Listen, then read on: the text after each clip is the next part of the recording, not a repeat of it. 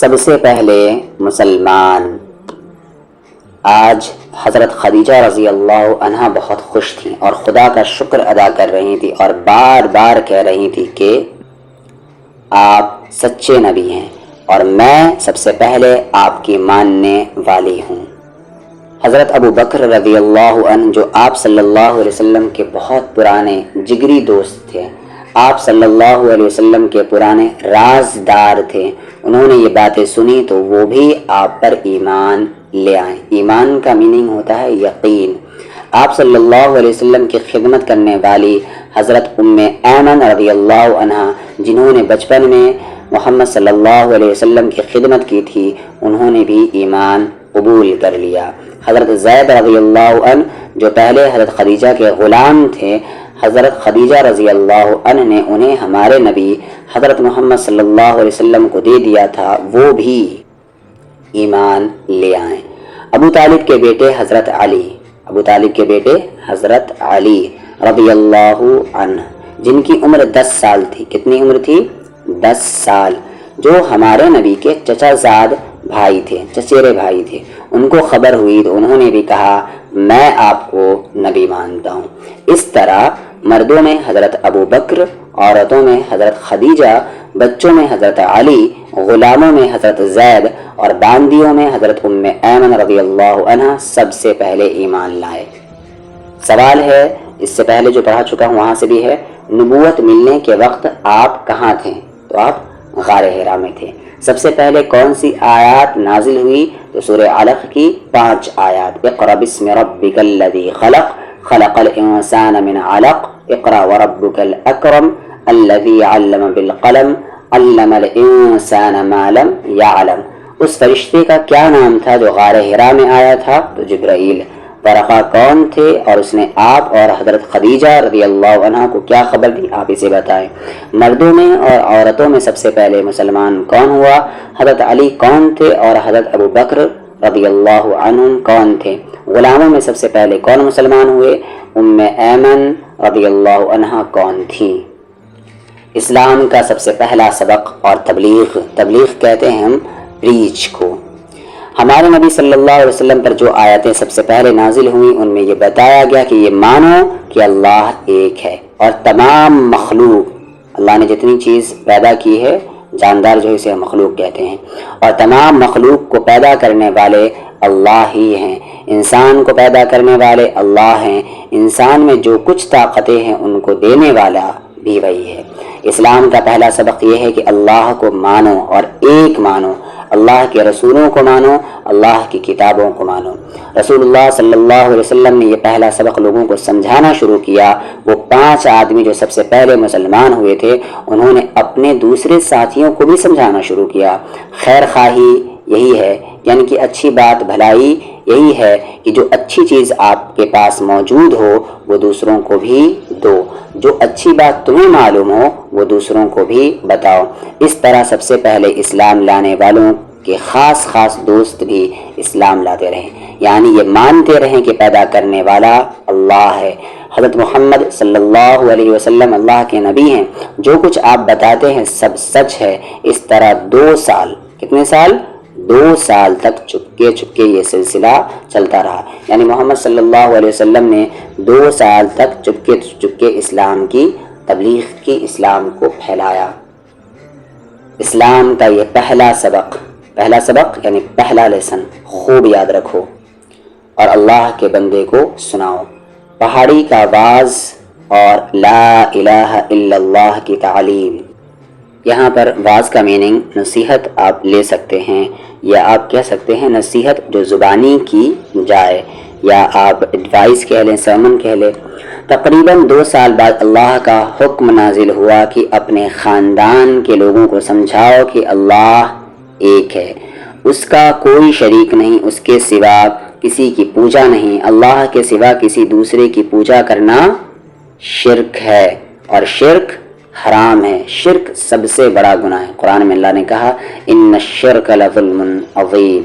ہمارے نبی صلی اللہ علیہ وسلم صفا پہاڑی، کون سے پہاڑی؟ صفا پر چڑھیں۔ یہ چھوٹی سی پہاڑی کعبہ کے سامنے ہے۔ آپ نے اس پر چڑھ کر اپنے خاندان کے آدمیوں کو پکارا۔ جب سب آدمی جمع ہو گئے تو آپ نے فرمایا اگر میں یہ کہوں کہ اس پہاڑ کے پیچھے ایک فوج ہے جو ابھی ابھی تم پر حملہ کرنے والی ہے تو تم سچ جانو گے یا جھوٹ؟ سب بولے سچ جانیں گے کیونکہ آپ سچے ہیں، ہم نے آپ کو ہمیشہ سچ ہی بولتے دیکھا ہے۔ ہمارے نبی صلی اللہ علیہ وسلم نے فرمایا دیکھو میں تم کو اللہ کے غصے سے ڈراتا ہوں، میں سچ کہتا ہوں کہ اللہ ایک ہے، اس کا کوئی شریک نہیں، میں اس کا نبی ہوں، تم بھی مان لو۔ بتوں کی پوجا چھوڑ دو، ایک اللہ کی عبادت کرو۔ خاندان کے لوگوں نے یہ باتیں سنی تو ناراض ہو گئے۔ وہ لوگ بہت سی مورتیوں کی پوجا کیا کرتے تھے۔ ناراض ہو کر ہمارے نبی صلی اللہ علیہ وسلم کو ستانا شروع کیا، ہمارے نبی کے اچھے ساتھیوں کو ستانا شروع کیا۔ ہمارے نبی کے ایک چچا کا نام ابو لہب تھا۔ کیا نام تھا؟ ابو لہب۔ وہ زور سے چلایا، اس نے کہا محمد تیرا ناس ہو، معاذ اللہ، تو نے اسی واسطے ہمیں بلایا تھا، لیکن اللہ تعالیٰ کے قہر نے پکارا تبت یدا ابی لہب وتب، یعنی ابو لہب تیرا ہی ناس ہو۔ اللہ کے راستے میں تکلیفیں اور مصیبتیں۔ پہاڑی کا آواز ایک سچی پکار تھی، سچوں نے اس کی قدر کی، لیکن جو لوگ جھوٹے دیوتاؤں کے پجاری تھے وہ سب ہمارے نبی صلی اللہ علیہ وسلم کے اور آپ کے تھوڑے سے ساتھیوں کے دشمن ہو گئے۔ سارا عرب مخالف ہو گیا، یعنی اگینسٹ ہو گیا۔ مکہ کا بچہ بچہ دشمن ہو گیا، سب خون کے پیاسے ہو گئے۔ ہمارے نبی اور ہمارے نبی کے ساتھیوں کو قسم قسم کی تکلیفیں پہنچانے لگے۔ ہمارے نبی کے راستے میں کانٹے بچھاتے تھے اور خوش ہوتے تھے، پتھروں سے مارتے تھے اور ہنستے تھے۔ ہمارے نبی صلی اللہ علیہ وسلم کے ساتھیوں کو رسی سے باندھتے تھے، رسی سے باندھ کر سخت تپتی ہوئی پتھریلی زمین پر کھینچتے اور گھسیٹتے تھے، گرم گرم ریت پر لٹا کر سینے پر گرم پتھر رکھتے تھے، قید کرتے تھے اور قید کر کے کھانا نہیں دیتے تھے، طرح طرح کے دکھ دیتے اور خوش ہوتے۔ ہمارے نبی اور ان کے اچھے ساتھی طرح طرح کے دکھ سہتے اور دکھ سہ کر اللہ کی باتیں سب کو بتاتے تھے اور اللہ کی باتیں سب کو بتا کر خوش ہوتے تھے، وہ تکلیف دے کر اور یہ اللہ کی باتیں بتا کر، صبر کر کر۔ کوشچن ہے ہمارے نبی صلی اللہ علیہ وسلم نے پہاڑی پر کیا واز فرمایا تھا؟ جس پہاڑی پر ہمارے نبی صلی اللہ علیہ وسلم نے واز فرمایا اس کا نام کیا ہے؟ بتاؤ یہ پہاڑی کہاں ہے؟ اسلام کا پہلا سبق کیا ہے؟ ابو لہب کون تھا؟ اس نے ہمارے نبی کو کیا کہا؟ قرآن میں ابو لہب کے بارے میں کون سی آیت نازل ہوئی؟ اللہ کے راستے میں مسلمانوں نے جو تکلیف کا پلورل ورڈ، تکالیف اور مصیبتیں اٹھائیں اس کو بیان کریں۔ ہجرت حبشہ یعنی تھوپیا، ہجرت کہتے ہیں ایک جگہ سے دوسری جگہ موو کر جانا اسلام کی خاطر۔ جب مکہ میں مسلمان بہت دکھ اٹھا چکے تو ہمارے نبی نے فرمایا تم نے بہت دکھ اٹھائے، تم میں سے جس کا جی چاہے حبش چلا جائے۔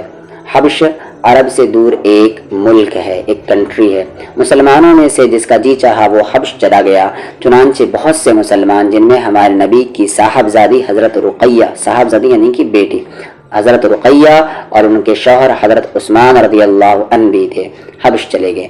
دین اور ایمان کو بچانے کی خاطر، دھیان سے، دین اور ایمان کو بچانے کی خاطر ایک جگہ سے دوسری جگہ چلے جانا ہجرت کہلاتا ہے، اور یہ اسلام میں سب سے پہلی ہجرت تھی۔ کہاں کی؟ حبش کی۔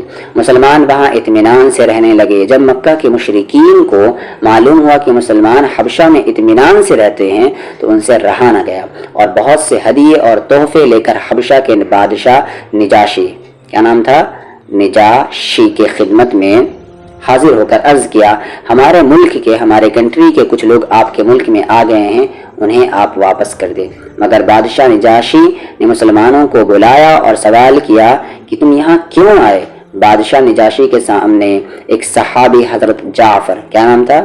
حضرت جعفر رضی اللہ عنہ نے ایک تقریر کی۔ حضرت جعفر نے کہا ہم بتوں کو پوجتے تھے، ہم مردار کھاتے تھے یعنی مرا ہوا کھاتے تھے، ہم ایک دوسرے سے لڑتے تھے، ہم ایک دوسرے کو ستاتے تھے، ہم میں طاقت والا کمزور پر ظلم کرتا تھا، ہم برے تھے، ہمارے کام برے تھے، ہم میں اللہ نے ایک نبی پیدا فرمایا، اللہ نے بہت اچھا نبی پیدا فرمایا، ہمارے نبی نے بتوں کی پوجا سے چھڑایا، ایک دوسرے سے محبت کرنا سکھایا، نماز پڑھنا اور روزہ رکھنا سکھایا، اللہ کے راستے میں خرچ کرنا بتایا، آپس میں مل کر رہنا بتایا۔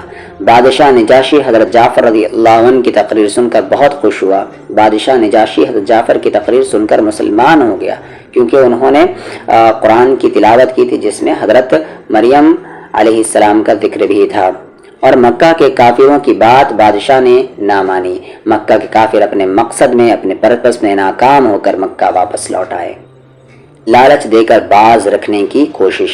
کافروں نے ہمارے نبی صلی اللہ علیہ وسلم کو لالچ دے کر تبلیغ سے باز رکھنے کی ناکام کوشش کی۔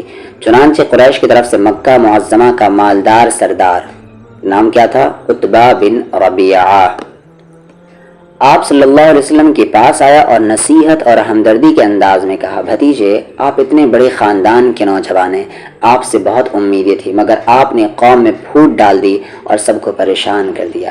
آخر آپ چاہتے کیا ہیں؟ اگر مال چاہتے ہیں تو تم کو ہم بہت سا مال دے دے اور تم مالدار بن جاؤ۔ اگر حکومت کی خواہش ہے تو ہم تم کو بادشاہ بنا لے اور تم بادشاہ بن جاؤ، یا کسی بڑے گھرانے میں شادی کا شوق ہے تو اس کا بھی انتظام کر دیا جائے گا۔ اگر تم بیمار ہو اور تمہاری دماغی حالت درست نہیں ہے تو بھی بتا دو کہ کسی اچھے حکیم سے، کسی اچھے ڈاکٹر سے تمہارا علاج کرا دیا جائے، مگر تم ہمارے بتوں کو برا کہنا چھوڑ دو۔ ہمارے نبی صلی اللہ علیہ وسلم نے عتبہ کی باتیں غور سے سنی اور جواب میں قرآن پاک کی چند آیات پڑھ کر سنا دی۔ عتبہ نے قرآن پہلی مرتبہ سنا تھا۔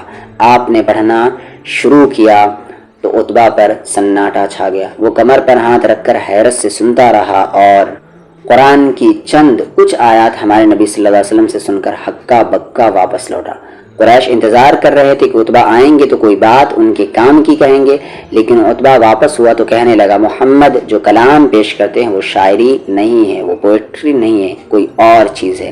میری رائے ہے کہ تم ان کو اپنے حال پر چھوڑ دو۔ اگر وہ کامیاب ہو کر عرب پر غالب آ گئے تو تمہاری بھی عزت ہوگی، ورنہ عرب خود ان کو ختم کر دیں گے۔ لیکن وہ سارے لوگ کہیں گے کہ تم پر بھی اس کا جادو چل گیا ہے، تم مسحور ہو گئے ہو۔ لیکن قریش نے یہ رائے منظور نہیں کی۔ کوشچن ہے آپ کے لیے، ہجرت کس کو کہتے ہیں؟ مسلمانوں نے ہجرت کیوں کی؟ ہجرت کر کے مسلمان کس ملک میں چلے گئے؟ بادشاہ نجاشی کے سامنے کس نے تقریر کی اور کیا کی؟